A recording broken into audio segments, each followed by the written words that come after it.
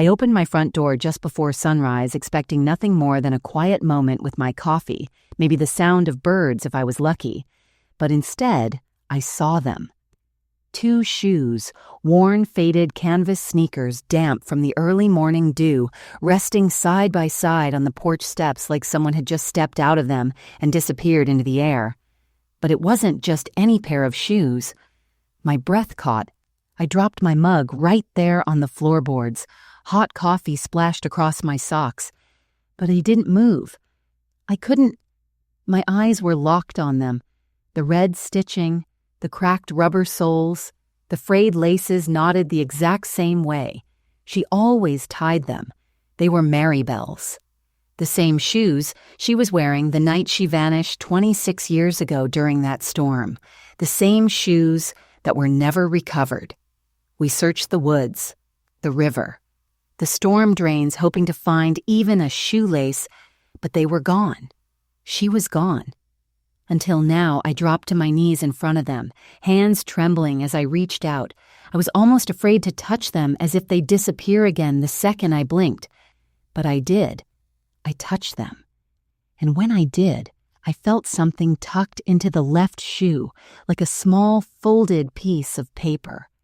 My heart thumped in my ears. I slowly pulled it out, a weathered, torn scrap of notebook paper folded into 4 neat squares.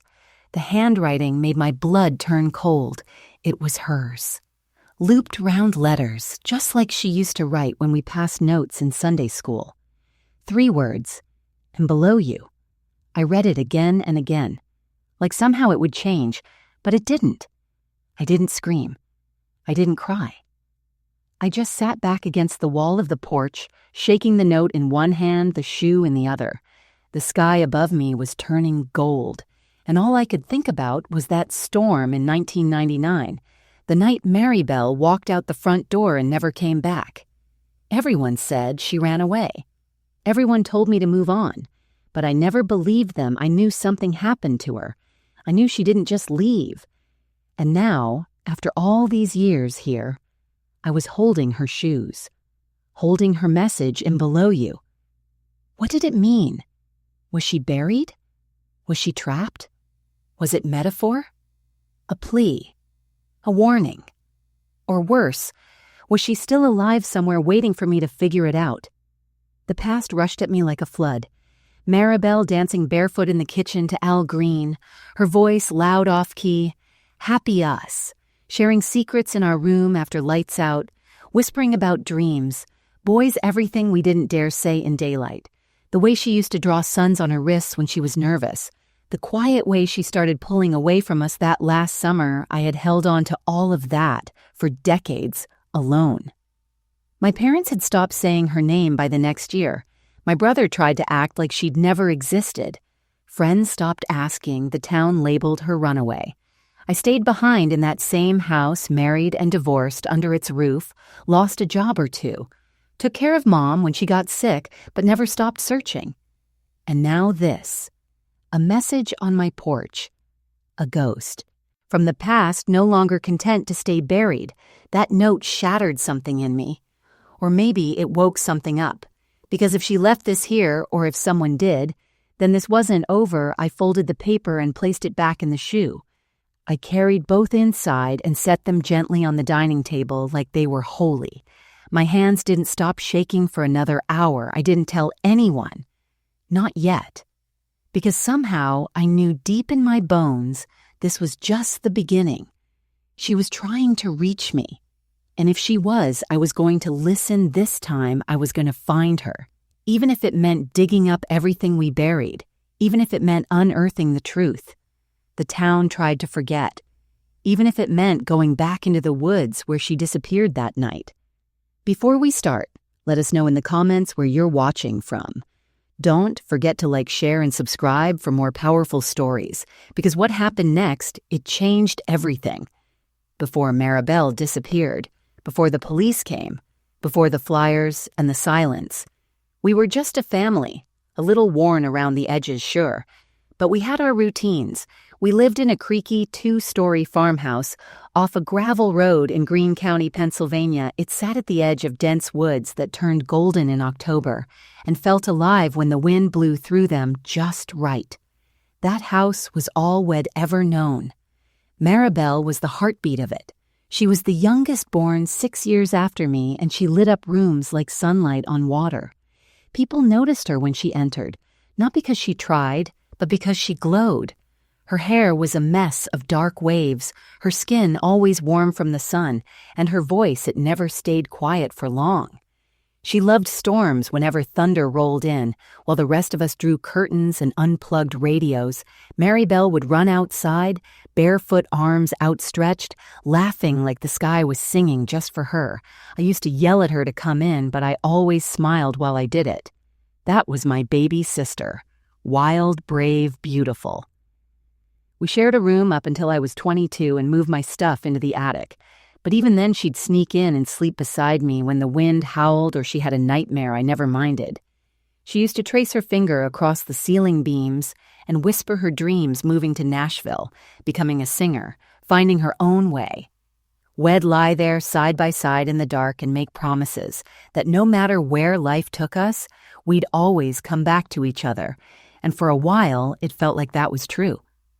Mom Edith ran the house with tight lips and tighter routines. Dinner at 6, sharp.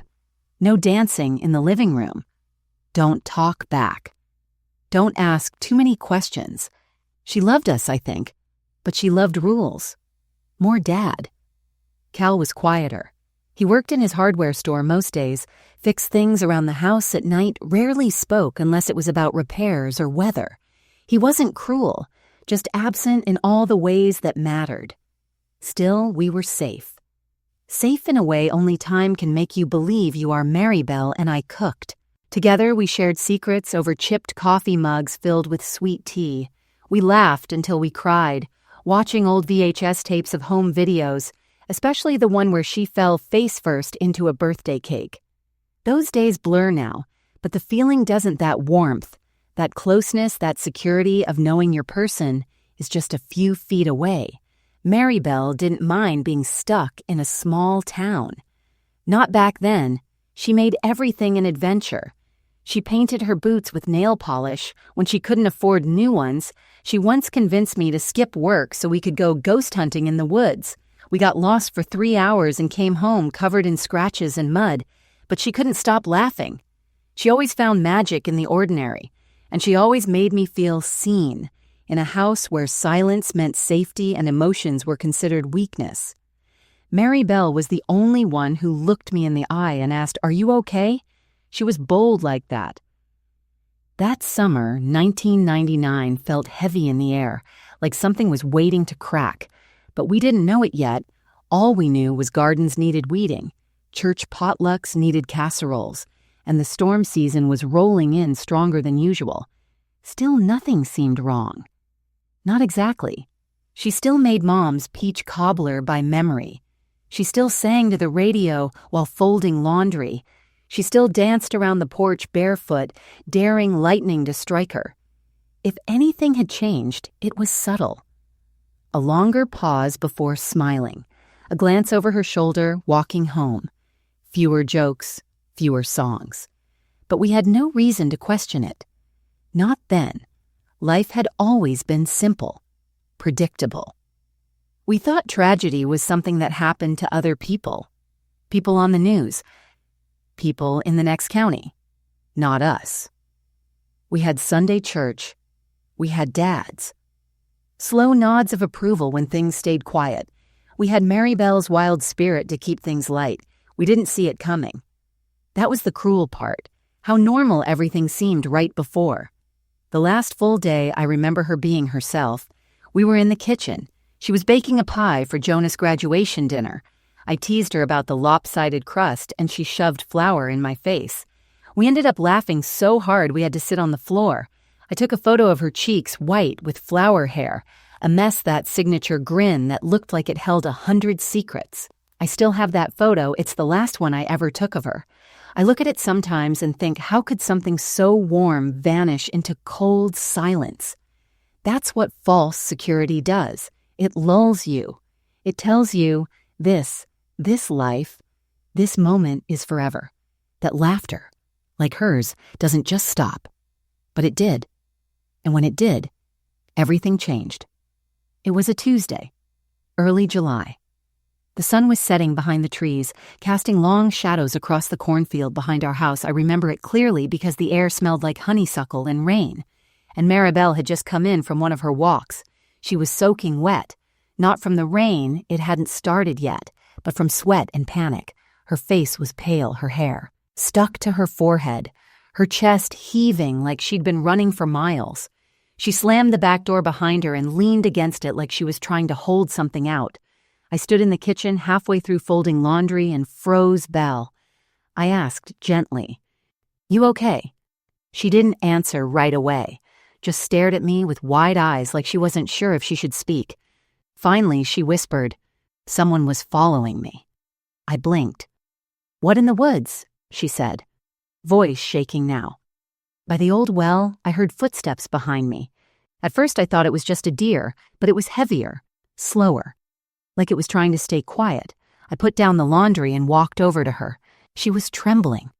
Not the dramatic kind. The quiet kind. The kind that starts in your hands and works its way into your spine. "Did you see anyone?" I asked. She shook her head. "No, but I felt them. They were there. Watching." I glanced out the window. The woods were still darkening now in the twilight. The wind rustled the trees, but nothing else moved. Dad was reading the paper in the den. I called to him. "Daddy, Maribel says someone followed her in the woods." He didn't even look up, just grunted. "Probably a raccoon or some dumb kid from the other side of the creek. Tell her to stay out of the woods alone." I looked at Maribel. Her face dropped.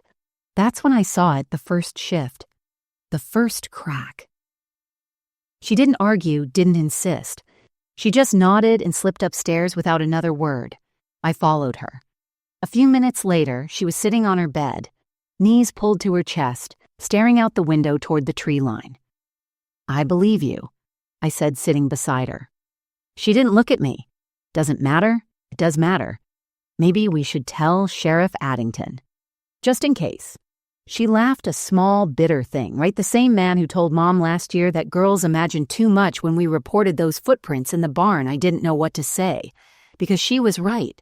Around here, teenage girls didn't get taken seriously unless they were crying on the news, and even then only if they were perfect victims, blonde, soft-spoken damsels, not Maribel too loud, too wild, too complicated for sympathy. That night, I stayed up later than usual. I couldn't shake the image of her face, pale, startled.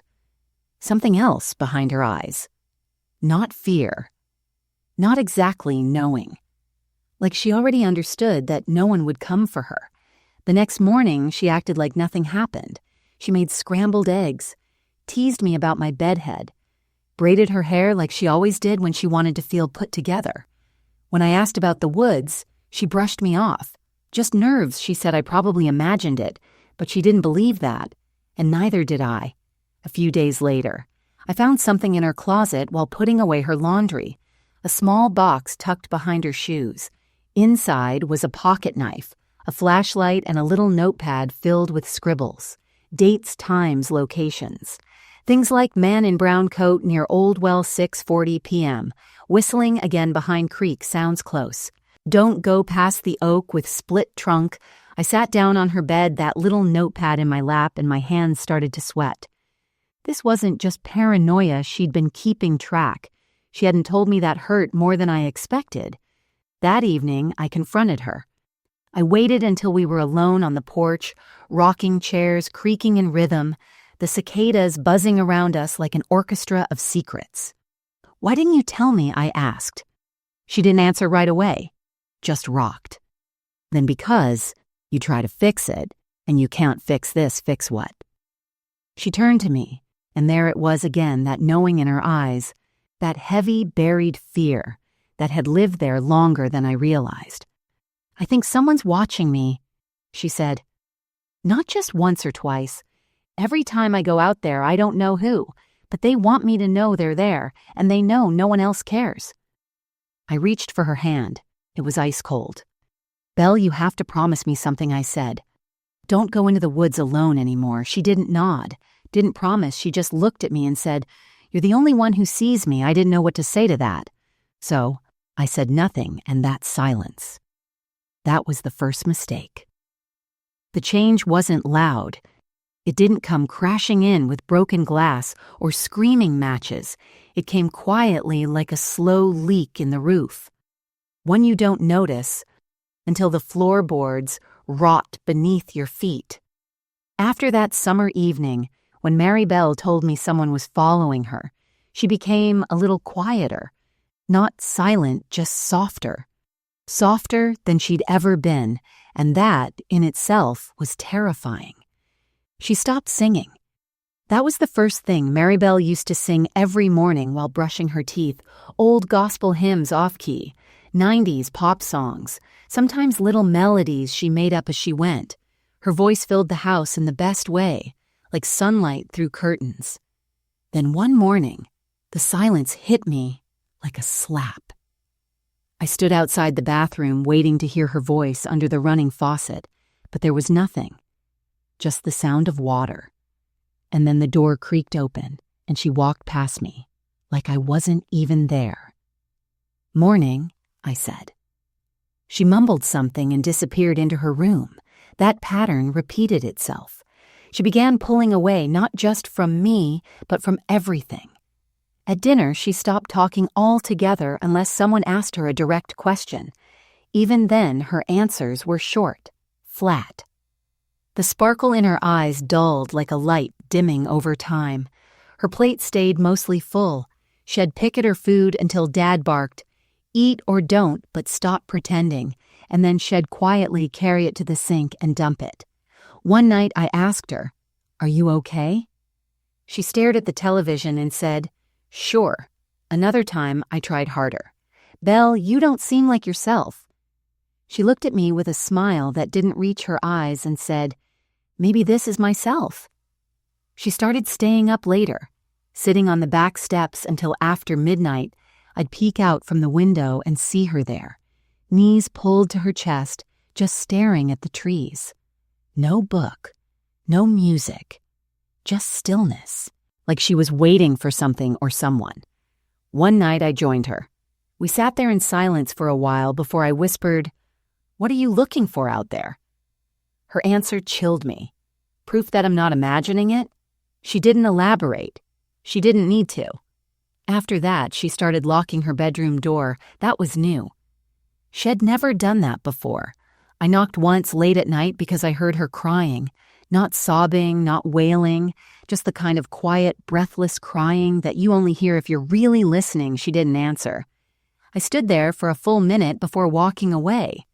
And maybe that was my second mistake, walking away, when I should have stayed, even if it meant sleeping outside her door.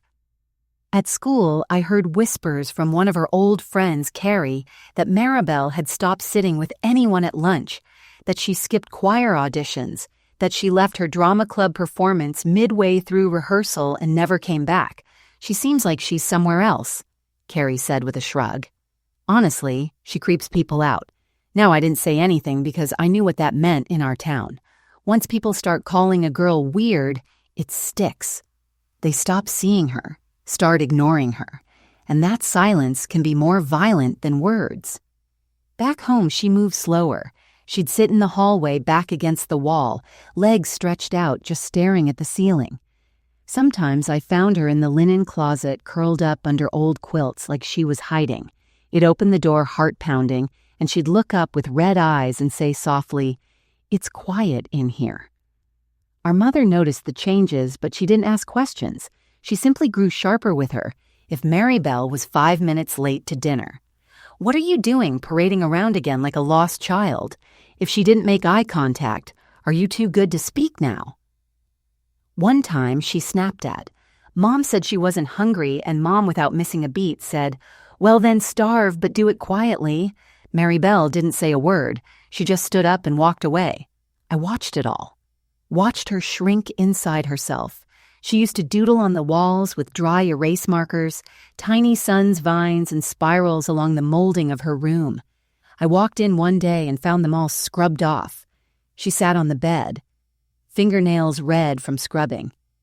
You didn't have to do that, I said gently. She didn't look up. They were silly. No, they were you. She clenched her jaw. Then maybe I don't want to be me anymore. It was like watching someone erase themselves in slow motion, piece by piece, smile by smile.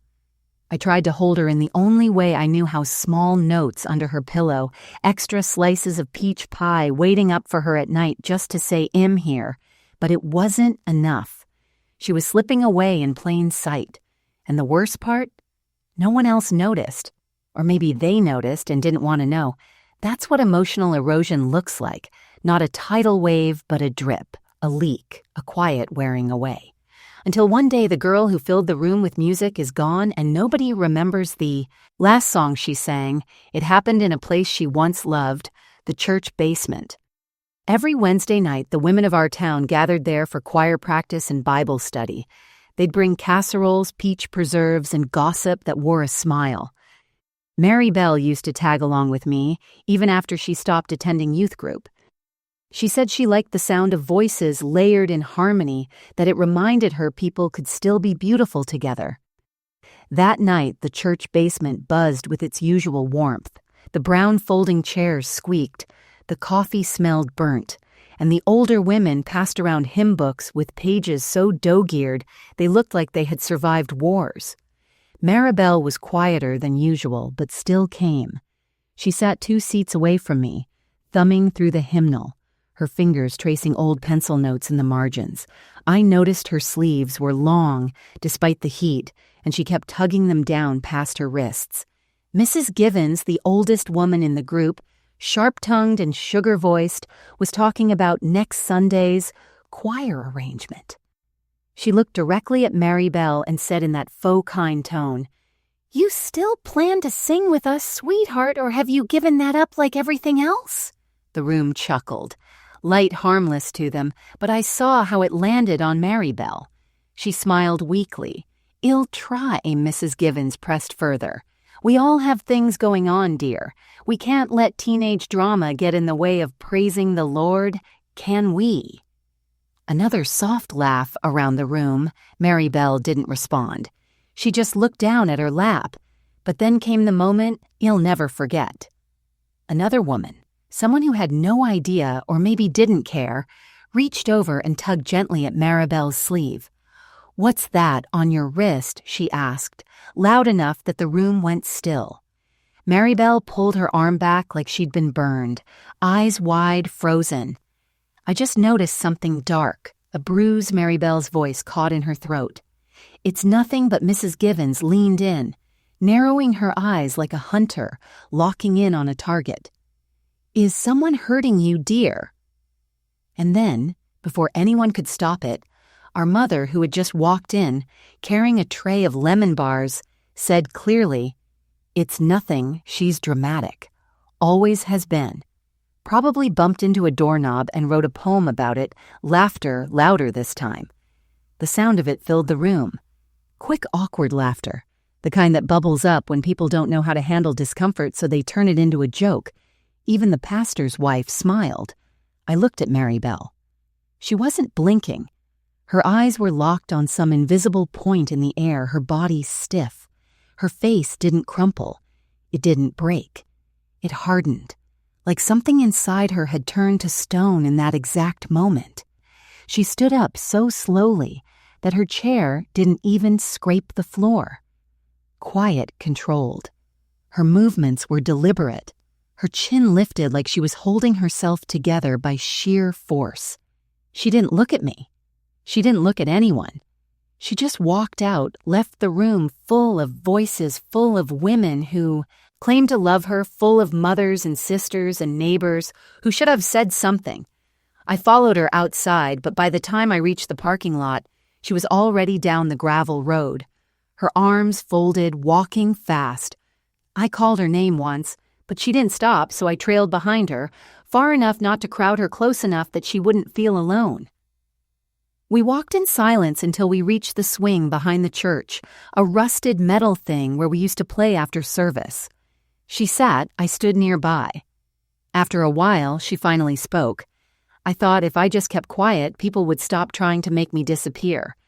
I didn't know what to say. She looked at the sky. Turns out, silence makes it easier for them. I sat down in the grass beside her. They don't understand you. Belle? She shook her head. They don't want to. Her eyes welled up then. But she didn't cry. She was done crying. I'm tired of being the joke, she said, her voice flat. Tired of walking into a room and feeling like I don't belong in my own skin.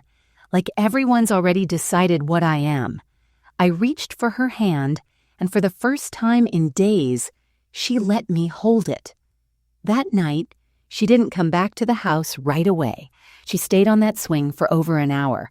When I finally convinced her to return home, she barely said a word, but something in her had shifted. Not broken. Not yet, but reshaped. Like the version of her that danced in thunderstorms and sang over dirty dishes was being slowly carved into something smaller, quieter, sharper. And the next time she walked into a room, she didn't expect to be heard. She expected to survive it. She didn't slam any doors. She didn't scream at our parents. She didn't pack a suitcase. She didn't run down the street shouting that no one had ever loved her. She just left like a quiet breath, escaping a room. September 9th, 1999. The last time I saw my sister, it was a Thursday, and the weather was restless all day, heat pressing against the windows, the air thick like something was waiting to happen. By dusk, thunder had started growling in the distance, and you could feel the storm crawling its way up through the trees. Dinner was quiet. Too quiet. Mary Belle sat at the table with her arms crossed her eyes, trained on the bowl of stew Mom had placed in front of her. She didn't touch it. Didn't even stir it. I remember watching the flicker of lightning light up her face. Her jaw was clenched, not in defiance. In exhaustion, Dad had come home later than usual from the hardware store and was more agitated than usual, snapping at the dogs and grumbling about wet boots. When he asked Maribel what her problem was, she didn't look up. Mom sighed. If you're going to mope, go do it somewhere else. And she did. She stood from the table, slowly walked over to the coat hook and pulled on that old green jacket she always wore. It was too big for her, hung off her shoulders like she was a child playing dress-up. She tucked something in her pocket. I didn't see what, then stepped into her red canvas shoes, the ones I would find 26 years later on my porch. She opened the front door, paused just long enough for the wind to blow in and rattle the china in the cabinet, and said only one thing. I'm going for a walk. Mom didn't say anything. Neither did Dad. But I stood Belle, I said gently. She turned to me, then her eyes steady, her face calm. But behind that calm was something else, something deep and dangerous and done. Ione, she said, it's okay. It wasn't. I knew it wasn't. But I didn't stop her. I didn't follow. I watched her walk down the gravel path past the mailbox into the darkening tree line. Her form disappeared between the oaks, swallowed up by the storm. That was the last time I saw my sister. No one really panicked at first. Not until the next morning when her bed was still made, the sheets untouched, and the shoes. The ones she always kicked off by the door were gone. I searched the whole property twice before Mom even admitted anything was wrong. Dad walked the perimeter of the woods like he expected her to come out laughing. When I called the sheriff, he showed up late and left early. She's 17, he said, old enough to take off if she wants. Maybe she got a ride somewhere, but she didn't take her wallet, didn't take any clothes, didn't take her notebook, the one she carried everywhere, just vanished. Her shoes, her jacket, her final words, that's all we had. The town whispered. Of course they did. She probably ran off with a boy. Maybe she wanted to disappear. She was always a little strange, wasn't she? And worst of all, she'll come back when she gets hungry. But she didn't. And I knew she wouldn't, because that wasn't a girl running away. That was a girl being erased. I walked those woods every day for weeks, memorized the trails, followed the river, climbed into places no one else would. I looked under fallen trees, checked every well, every hole, every cave. I shouted her name until my throat bled nothing, and the family, we crumbled in our own silent ways. Mom packed away her photos within days, tucked them in boxes like the grief was clutter. Dad never spoke of her again, just buried himself in work and weather reports. Jonas, our younger brother, was too young to understand and too smart not to feel it.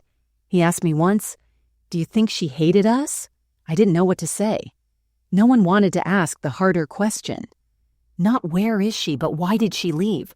Why would a girl with nowhere to go, no money, no plan walk into a storm? Because sometimes leaving isn't about escape. It's about silence. The kind that stretches too far and too long. The kind that tells you you're not wanted, even when no one says the words out loud. Maribel wasn't pushed with hands.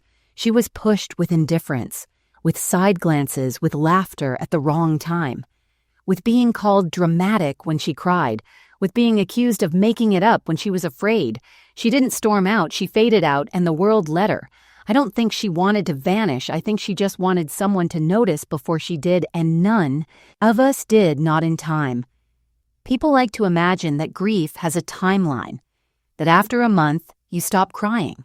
After a year, you stop hoping. After a decade, you finally let go.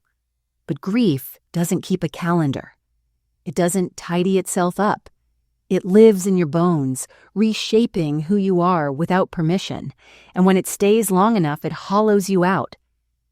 That's what happened to me after Maribel vanished. For the first few months, I was loud about it. I stapled flyers to telephone poles. I shouted at cops for not doing more. I begged neighbors to walk the woods with me. I didn't sleep. I didn't eat. I was fire and rage and refusal. But eventually, no one had the energy to keep up with my storm. And one by one, they stopped answering the phone, stopped knocking on the door, stopped saying her name, and the silence that followed, it nearly killed me. It was like the whole town agreed to pretend she had never existed. Her photo came down from the post office bulletin board. Her name stopped appearing in the church prayer list. Her belongings were quietly boxed up and placed in the attic where dust would do the job of forgetting. I couldn't stand to be in that house anymore, but I couldn't afford to leave. Either I had dropped out of nursing school the week after she vanished, couldn't focus, couldn't hold a thought in my head without her voice interrupting it. So I took a job cleaning cabins out by the state park. No health insurance, no future, just enough to pay the bills and keep my feet moving. Most days I barely spoke. I'd wake up before sunrise, walk the same trail she once loved, then drag myself to work. I'd come home smelling like bleach, too tired to eat. And every night I'd sit by the front window and stare at the edge of the woods waiting for something to move, but nothing ever did. My parents stopped talking to me about her entirely. Mom, who had once insisted on family dinners and proper posture, now left dishes in the sink for days and slept with the television on. Dad, who had built this house, with his own 2 hands started spending more time at the shop. When he came home, he barely made it through a full sentence before retreating to the shed, and Jonas, poor Jonas, he was 13, too old to forget, too young to understand. He started failing math, started locking his door at night. Once I found him in the barn crying into Maribel's old hoodie. He asked me, did she leave because of us? And I couldn't answer, because a part of me feared the answer might be yes. There were days I didn't get out of bed. Days I let the phone ring without answering. Days I wore the same clothes 3 times because I couldn't remember if I'd already washed them. The house got quiet, too quiet. Even the wind in the trees seemed to hush, like the whole world had agreed to leave me alone with my guilt. I started dreaming about her. Not soft, comforting dreams. Strange, disjointed ones. In one, she stood at the edge of the woods with mud on her feet and said, "You weren't listening." In another, I heard her humming in the walls. But every time I got close, the sound stopped. The worst dream came 3 months after she vanished. In it, I was standing over a hole in the earth, a fresh grave. Her shoes were at the bottom, bright red against dark soil. When I reached down to grab them, the dirt collapsed and I fell in. I woke up gasping. My pillow soaked with sweat, my fists clenched. It was the middle of winter by then, the kind of cold that hurts your teeth when you breathe. I spent Christmas alone, even though I lived in the same house as my family. I didn't go downstairs, didn't open any gifts. There weren't many to open anyway. No one wanted to pretend. On New Year's Eve, while fireworks cracked in the distance, I sat in the bathtub fully clothed, the water ice cold, just trying to feel something. Anything. But mostly I felt numb, like my body was there, but everything inside had given up. That was the bottom. That moment sitting in a tub with soaked jeans shivering, staring at a tile wall while the world outside celebrated beginnings, and all I had was a middle, with no end. That's when I realized something cruel about grief. It doesn't always feel like sadness. Sometimes it feels like nothing, and that nothing is the scariest place to live. Because it makes you start believing that maybe everyone else was right. Maybe she did leave. Maybe she didn't want to be found. Maybe you are crazy for holding on this long. But just before I could fall too deep into that lie, something small happened, something that pulled me back up just enough to breathe again, and it came from the most unexpected place. A box. One I hadn't seen in over a decade. It was January. A gray, brittle afternoon when the light outside looked like it had given up trying to warm anything I had the day off. Not that it mattered, I was living in autopilot sleep, eat, stare at nothing, repeat. The world felt stuck in a loop, and I was the only one left still rewinding the same memories. Mom asked me to go through the attic, said she wanted to donate some of the old holiday boxes I didn't want to. God knows I didn't want to, but I said yes, mostly because felt like too much effort. I hadn't been up there in years.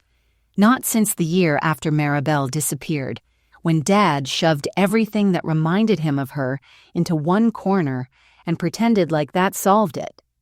I opened the hatch, pulled down the ladder, and climbed up with a flashlight clamped between my teeth.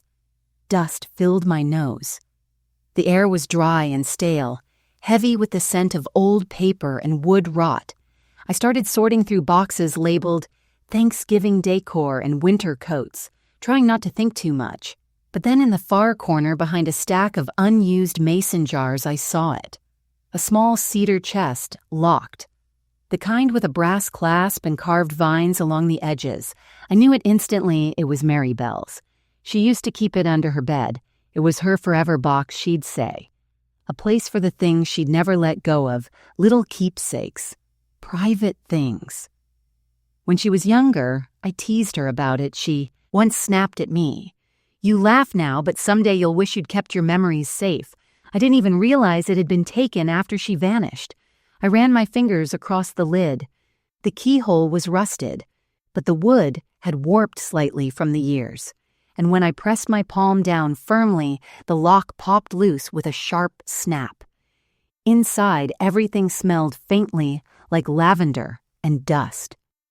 The first thing I saw was a photograph folded in half edges, soft from handling.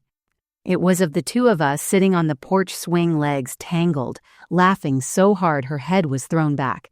I didn't even remember the photo being taken. But looking at it now made my throat tighten. Beneath it, I found a stack of old ticket stubs, pressed leaves, a friendship bracelet from someone I didn't recognize, and then at the very bottom, a notebook. Her notebook, not the one she used for school. This one was smaller, leather-bound, the kind you'd never leave lying around. I opened it. The first page had her handwriting bold and looping. If anyone finds this, you already know too much. I nearly dropped it. My hand shook as I turned the next page. It wasn't a diary, not exactly. It was a map of patterns. Notes, drawings, symbols, times of day, names, places shed, gone, observations. Every few pages she wrote something strange. He whistles, but only when alone. There are carvings on the trees near the creek. Fresh ones, symbols I've never seen. Don't trust the man with the gold watch. There were entire entries about the woods, about the sense of being watched, about nights she'd wake up to sounds on the porch, but no footprints in the morning, a page that simply read, "They think I'm breaking. But maybe I'm the only one seeing." Clearly, I sat there for an hour, maybe longer, devouring every word. This wasn't paranoia, it was documentation. Mary Bell hadn't just been scared, she'd been investigating something, watching someone, noticing details that others missed or refused to see, and somewhere along the line she realized she was being watched too. There was one entry near the end that broke me. "If they take me, remember it wasn't a choice, I didn't leave you, I love you. Ione, keep looking even when they want you to stop, you're the only one who hears me." That was the moment something inside me snapped back into place. The numbness shattered. I clutched that notebook to my chest and wept harder than I had in years, not just out of grief, but out of knowing that she had tried to reach out, that she had left clues, that my instincts weren't wrong. She didn't walk away. She was taken by someone or something, and whatever it was, it had lived just beyond the edge of our property line. It had watched her, maybe even spoken to her, and no one had listened, but I had to. I wiped my face, stood up, and climbed down from that attic like a soldier going to war. I didn't know where it would lead me or what I would find, but I knew this. Her story hadn't ended in 1999. It had just been paused, and now it was begging to be finished. After I found Mary Bell notebook in the attic, something shifted in me. It wasn't sudden or cinematic. It was quiet, like a light slowly brightening in a room I didn't realize had gone dark. That night, I didn't sleep. I sat on the floor of my bedroom, cross-legged with the notebook in my lap, reading the entries over and over until I could recite them from memory. Her words were sharp, focused. Not the ramblings of a girl unraveling the careful notes of someone watching and learning. I saw her handwriting change across the pages from looping and soft to fast, rushed, sometimes trembling. There were ink smudges where her hand had hesitated, places where she'd scratched something out violently and rewritten it in all caps.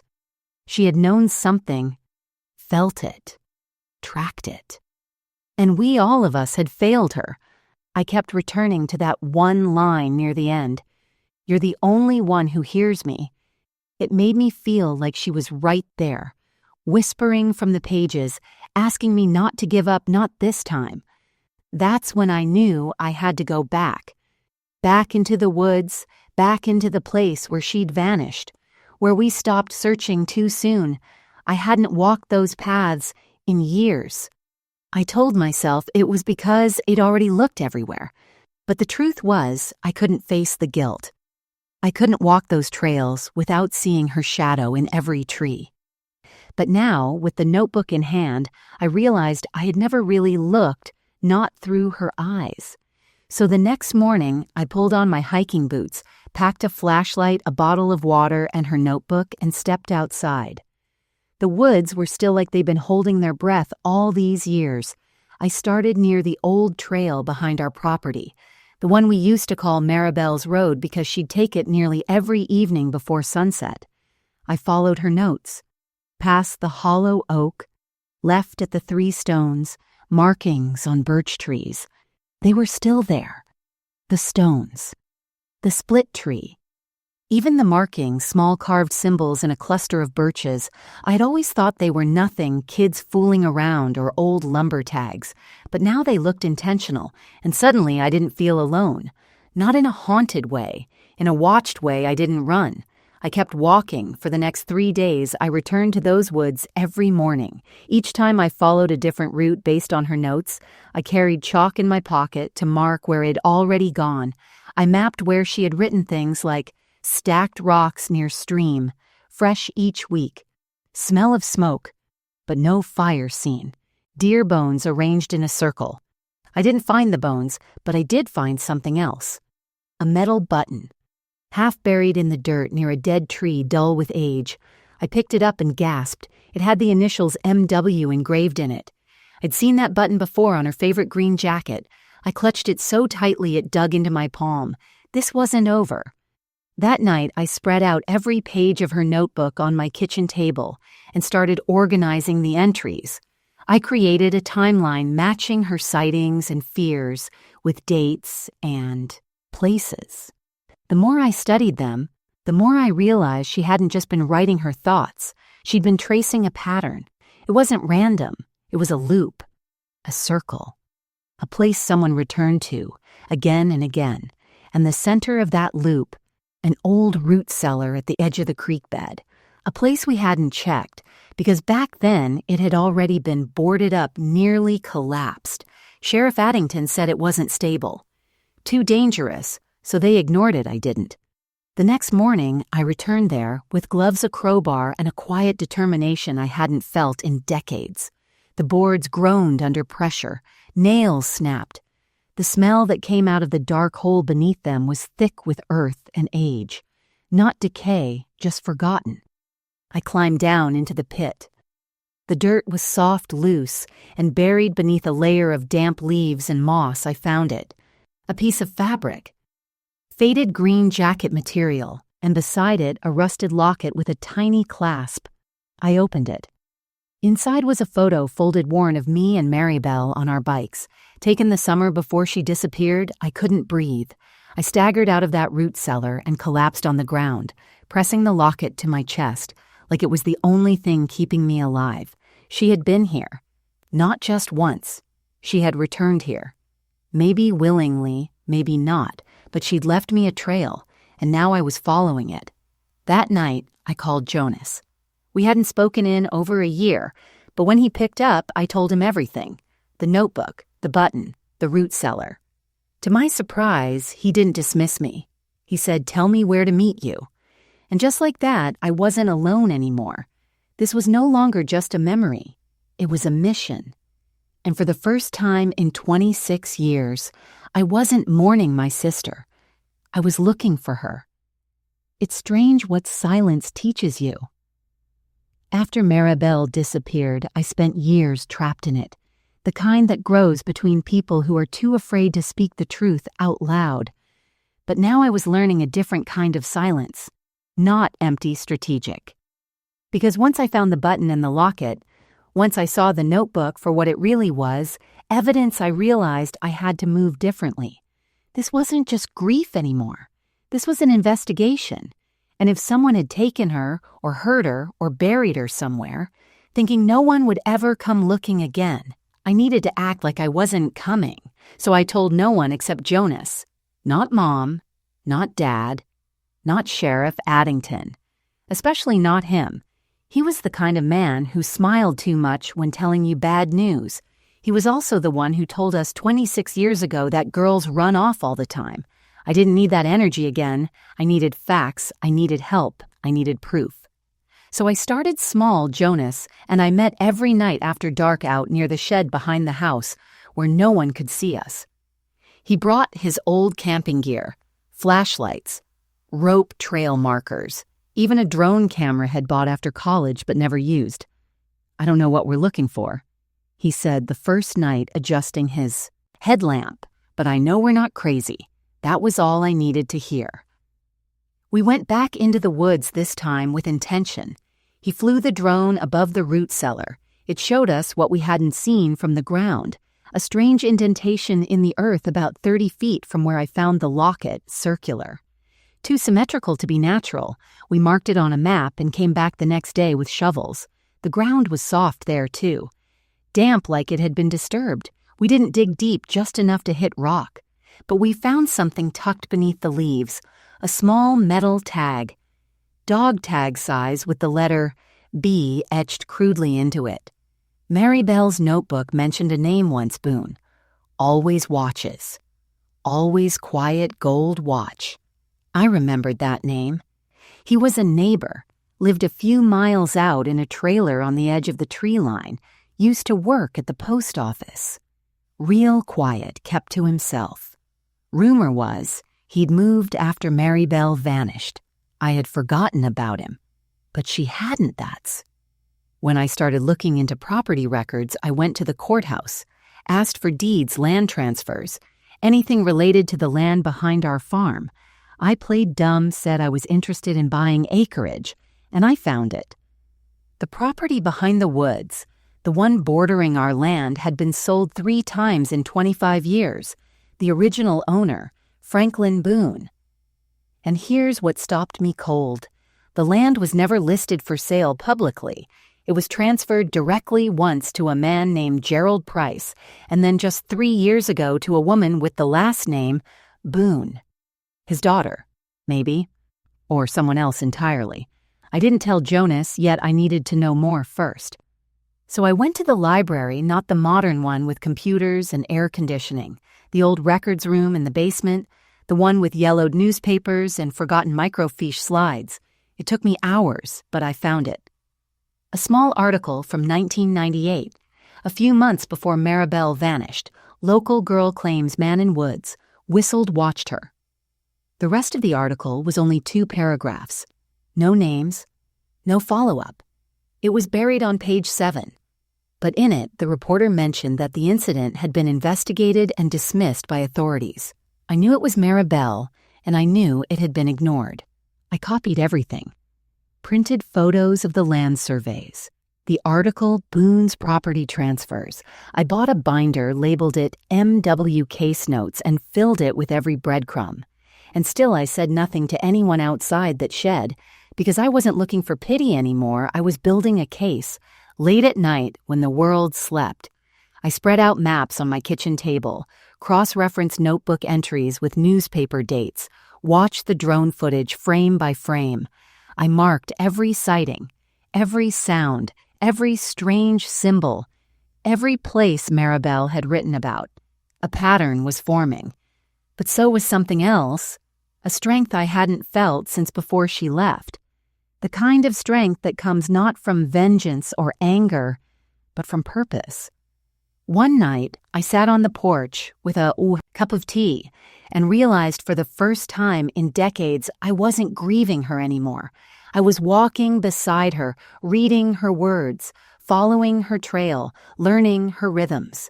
It was like she had left breadcrumbs through time, and now I was finally seeing the ones I had missed before. She wasn't just my sister. She was my guide, and I wasn't going to let her story end in silence.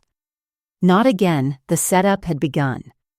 No one knew yet, but something was shifting in our town, because sometimes justice doesn't arrive with sirens and headlines. Sometimes it shows up quietly in the hands of a woman who refuses to forget. I used to think justice looked like a courtroom or a confession, or someone finally saying, "I'm sorry, I was wrong." But now I know better. Sometimes justice starts with silence, with a woman no one paid attention to, slowly gathering truths like stones in her pocket, and without announcing a thing, those stones start making waves. The first shift came one evening when Jonas and I were reviewing the drone footage again. Wed paused on a still image of the Boone property, specifically the crumbling trailer that sat at the edge of the tree line, half covered in vines. And I noticed something, a faint shape behind the trailer like an overgrown structure. We zoomed in. It looked like a shed. Old roof caved in. But something caught the light just right. A reflection. Metal. Maybe a window. Maybe something else. Maribel's notebook had an entry dated just a week before she vanished. Saw movement behind his trailer. Something hidden near the back. He doesn't know I saw it. Jonas and I exchanged a look. It was time. But we couldn't just walk up there in broad daylight, not without risking being seen or stopped. The land was technically private now, and I had no interest in knocking on doors, so we waited until twilight. The moment the sun dipped below the trees, we crossed the back fence and moved through the woods, staying low. Jonas carried the flashlight. I carried the notebook and the camera. My hands were shaking, but not from fear, from adrenaline. From knowing we were getting close. When we reached the trailer's backside, the shed was still there, barely standing. The door was off its hinges, resting against a pile of brush. The inside was pitch black. We stood at the edge, listening. No birds, no insects, just stillness. Jonas clicked on the flashlight. Inside the shed was dust-rotted wood and a stack of old wooden crates. Most were empty except for one. Inside that crate were folders, dozens of them, and inside the folders, photos, maps, printouts, even some of Maribel. Some were copies of her school ID. One was a photo I'd never seen before her, walking down the trail. Her head turned slightly like she'd heard something behind her. Whoever took it had been close. My blood turned to ice. We backed out of the shed slowly, heart pounding. I took photos of everything. We didn't take anything, yet didn't want to spook whoever had collected it. But in that moment, I realized we had something. No one else did proof. That night back at the house, we made copies of everything digital and printed. We stored them in 3 different places. I wasn't taking chances. The next morning, I drove into town with a folder in hand. I didn't go to the police.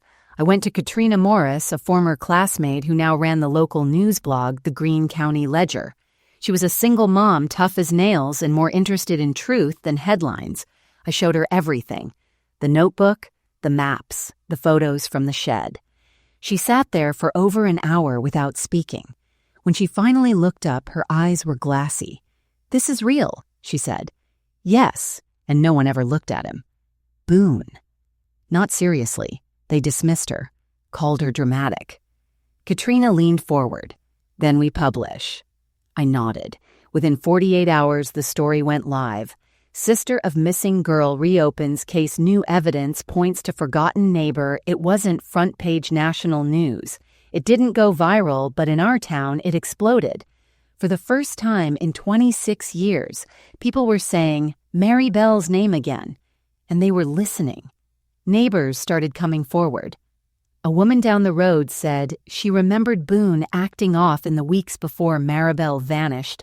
A retired mailman admitted he saw Boone walking the woods at odd hours, but never reported it. Even a former deputy reached out to Jonas, confessing they'd been told to stop stirring things up when the original investigation stalled. The whole town began to shift. Suddenly, the girl they once called moody or troubled was being re-seen as what she had always been right. Her story was no longer whispered. It was being shouted. And every time someone asked me what changed, I gave them the same answer. I listened. I didn't scream. I didn't accuse. I listened to her words, to my gut, to the truth buried beneath years of denial. And without warning, the people who once dismissed me, who told me to let it go, who turned away when I needed them, started to lose their footing.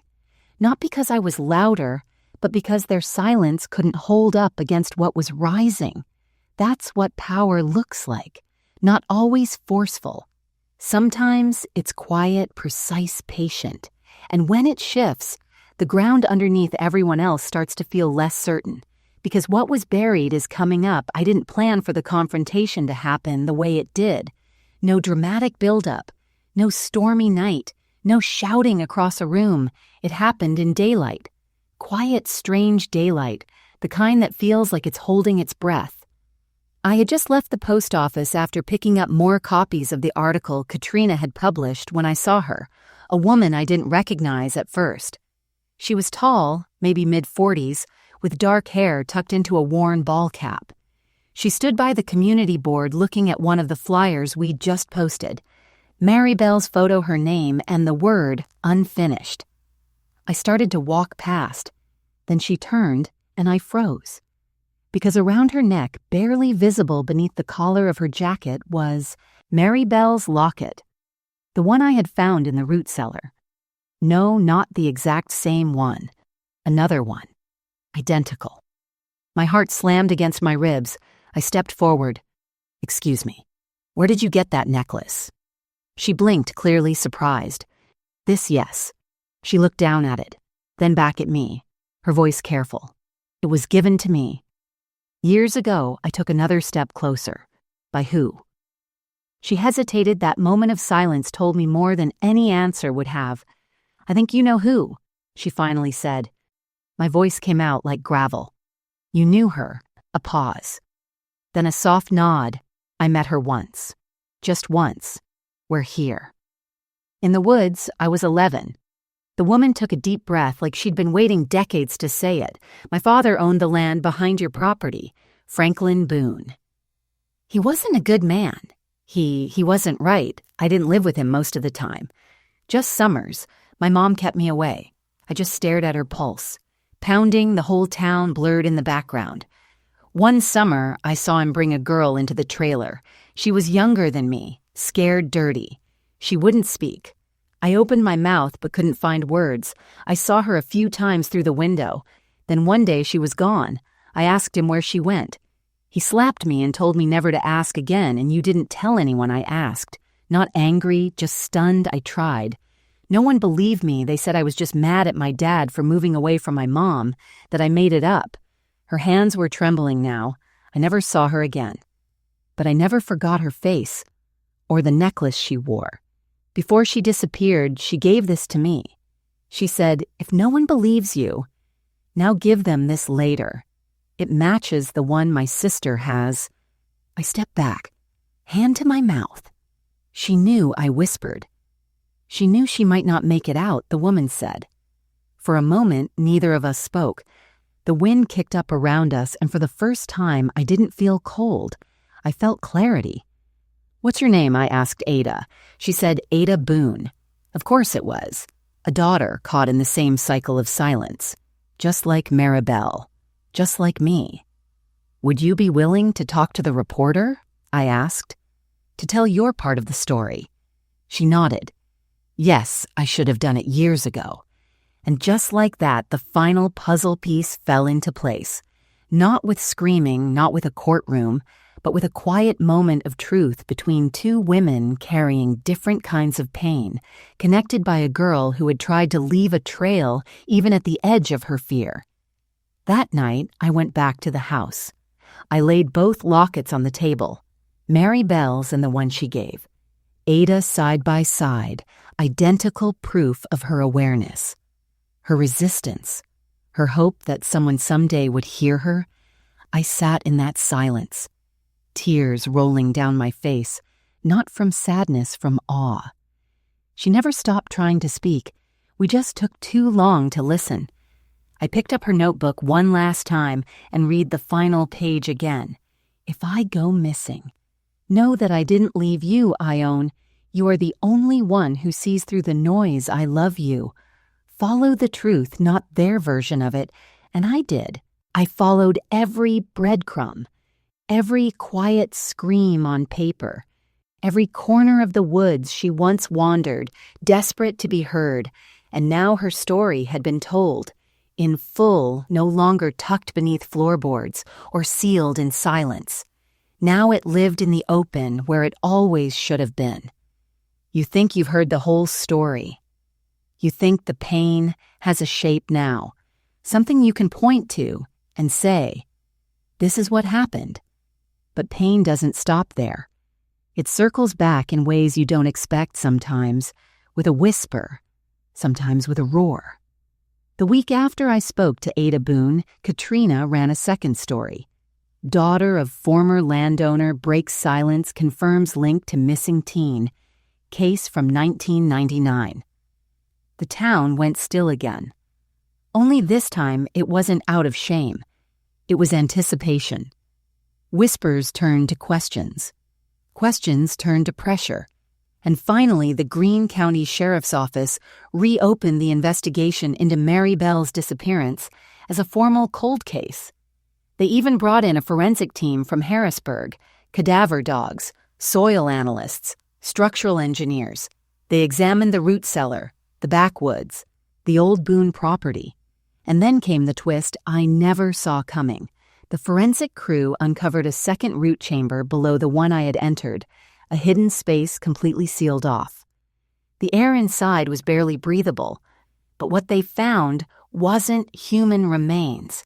It was a box wrapped in heavy plastic, bound with duct tape.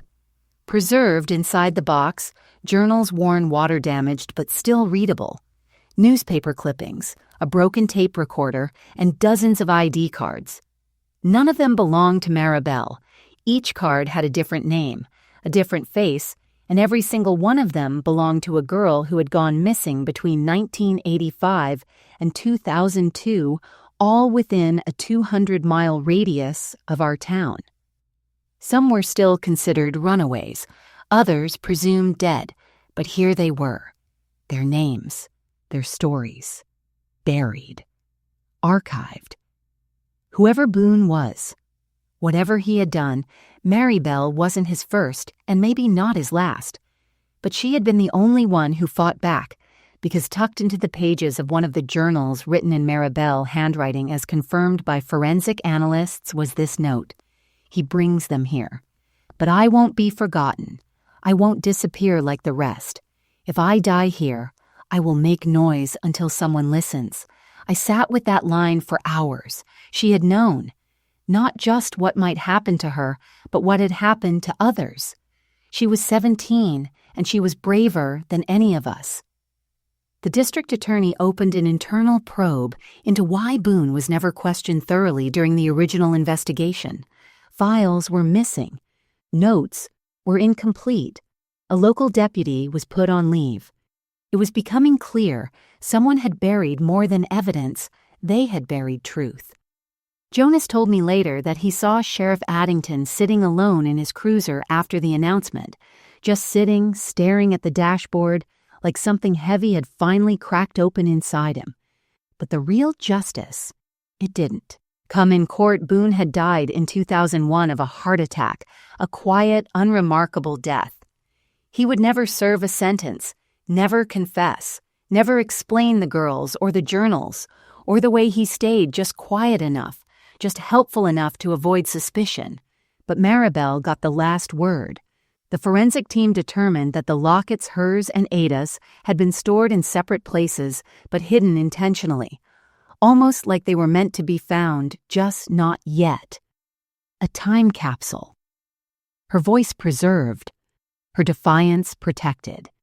And the town that once ignored her, laughed at her, called her troubled now, had to say her name out loud, in sorrow, in apology, in awe. The school named a new art scholarship in her honor, the Maribel Wynne Creative Courage Fund. The state held a memorial for the other girls, many of whom still hadn't been found. Parents came from miles away, holding photos, candles, rosaries. They hugged me like I was the last person to hold a piece of their daughters, but the part that stuck with me most was a letter. Left anonymously on my porch just days after the second news article, in a simple white envelope, no return address. Inside, I worked with Boone. Years ago. I suspected something, but I was too scared to ask. I failed her. Sorry, thank you for not stopping, and attached a photograph. One I had never seen. Maribel standing at the edge of the woods, her eyes locked with the camera. Fierce, knowing, not afraid, not anymore. I framed it. It sits in my living room now. She's not smiling, but she looks powerful. Because that's what. This was all along not just a story about a missing girl. It was a story about a girl who refused to go quietly, who planted clues where others buried theirs, who wrote her truth even as the world tried to silence it. She didn't get a courtroom.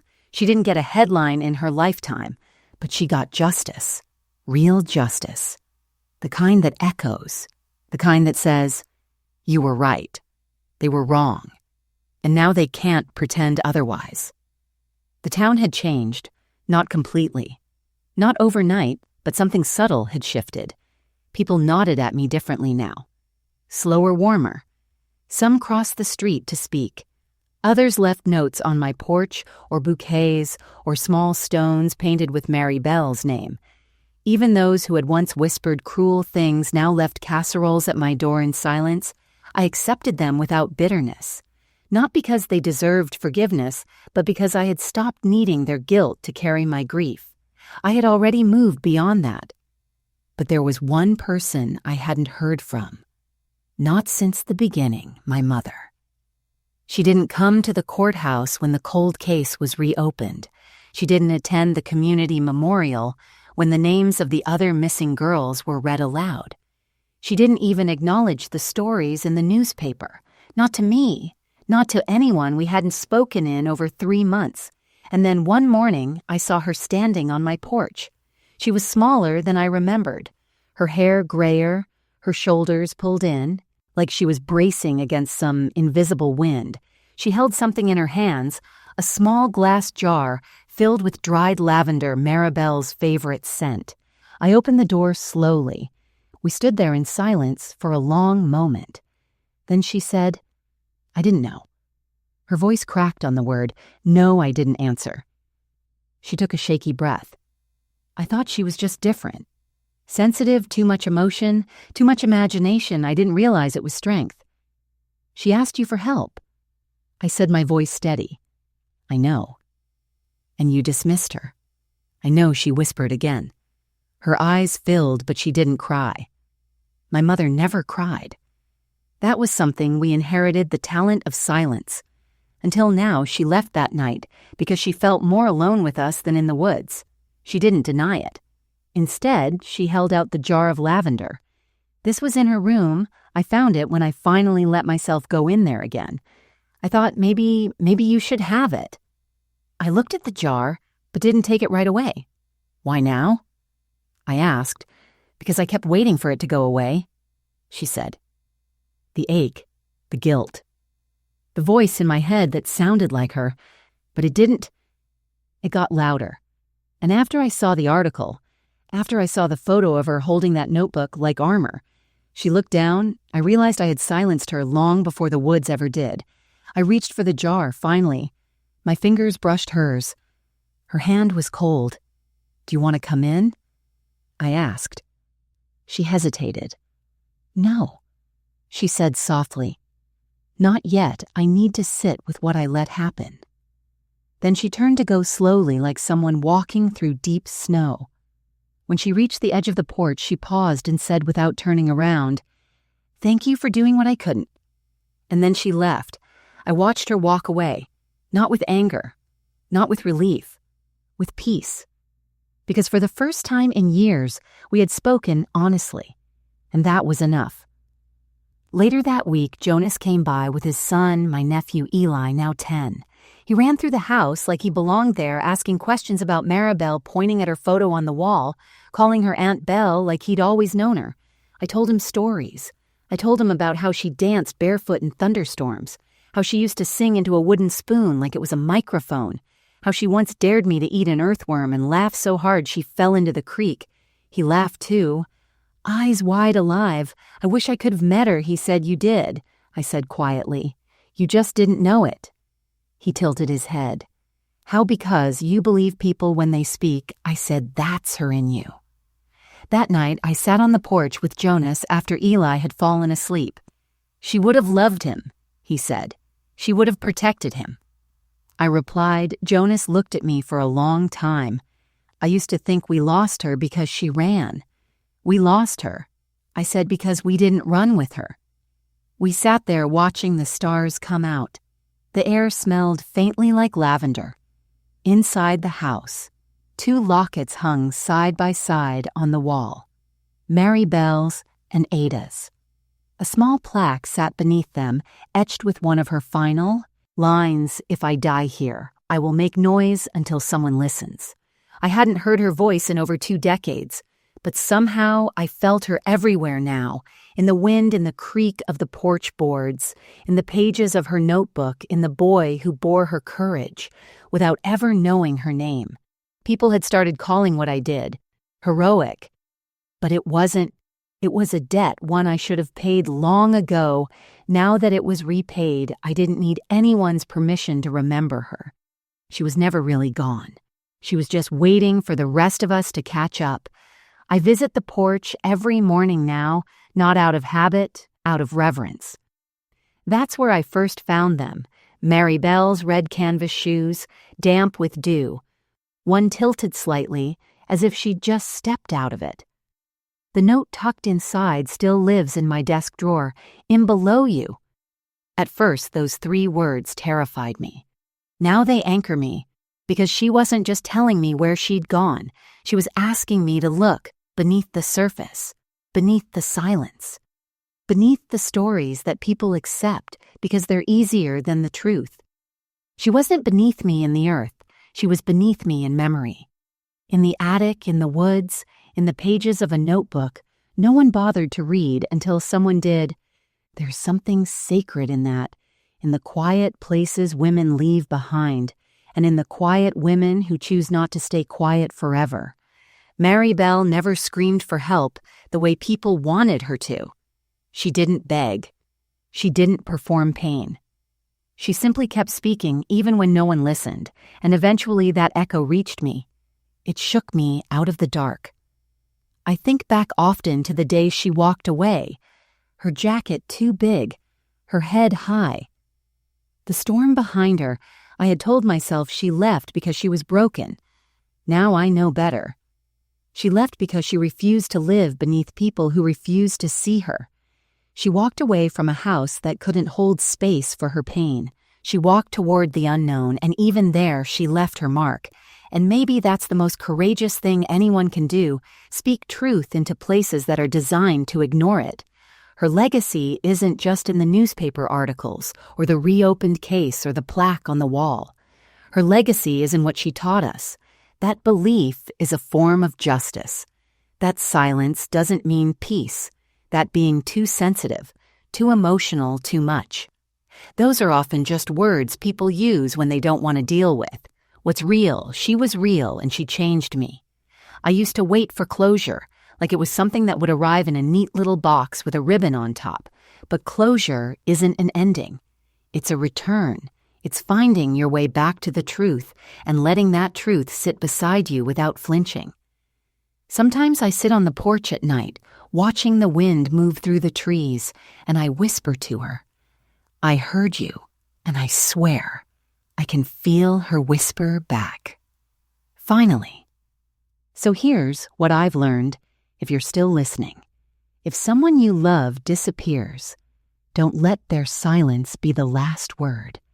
If someone you love speaks, and no one believes them, be the one who does. Because people don't always vanish into thin air. Sometimes they vanish into silence. And if you're not careful, you'll help bury them without even realizing it. But if you listen, really listen, you might just bring them home.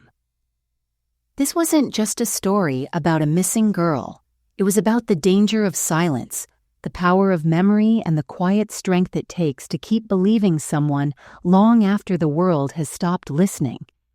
If this story touched you, if it reminded you of someone or made you look at your past differently, please give it a like. Share your thoughts in the comments and don't forget to subscribe to the channel for more real powerful stories like this one. Your voice, your presence, your listening, they matter more than you know. Thank you for being here.